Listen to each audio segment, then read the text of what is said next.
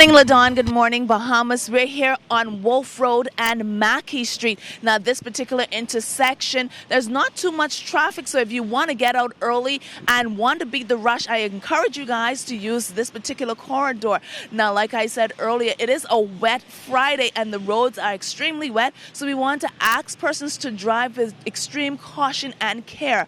Now, joining me this morning after a 2 days vacation is Sergeant Jerron Thompson, who will also advise the general public about this particular red light and the markings that are fading on the road here. As I observed this morning, a number of persons are moving way above the marking because actually you can't see it. Good morning, Sergeant Thompson. Good morning to you. Good morning, Bahamas. Yes, we want persons to take extreme caution while driving today.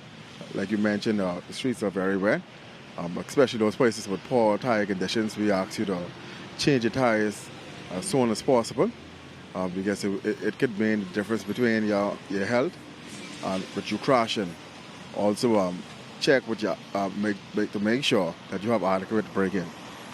All right, now this particular junction, like we said, a number of cars are moving way past the white line. And remember earlier in the year, you told me that it's a $250 fine. Is that still in effect?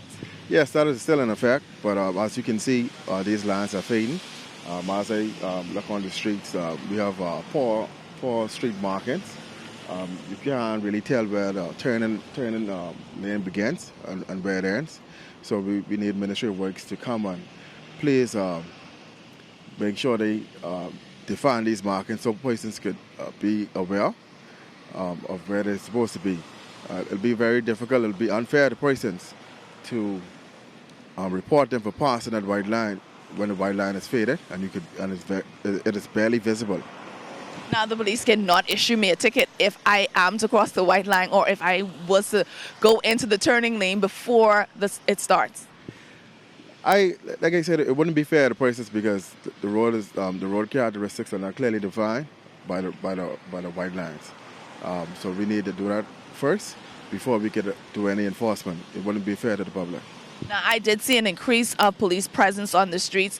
Are we booking just for persons not having their driver's license, or are we booking for all miscellaneous, including tints and license plates? We're booking for everything that you could possibly think about, everything that is written in the Road Traffic Act that we could possibly report persons for, and it is inside the fixed penalty book.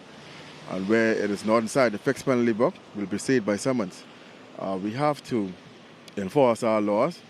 We want to discourage these persons who are not supposed to be on the road to stay off the road. If you don't have a driver's license and if you're not covered by insurance, we advise you to stay off the road because we're gonna take your freedom, and we don't care how much you cry.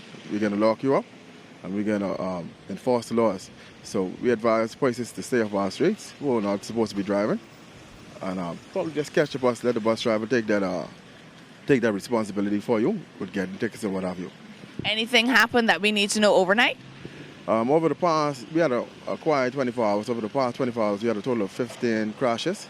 3 of those crashes involved crashes with injuries, no major injuries. All right, thank you so much, Sergeant Thompson. As we are heading into a great weekend, we want to encourage everybody to drive with caution and care and abide by the laws. We're going to toss it back to you in the studio, Ladon.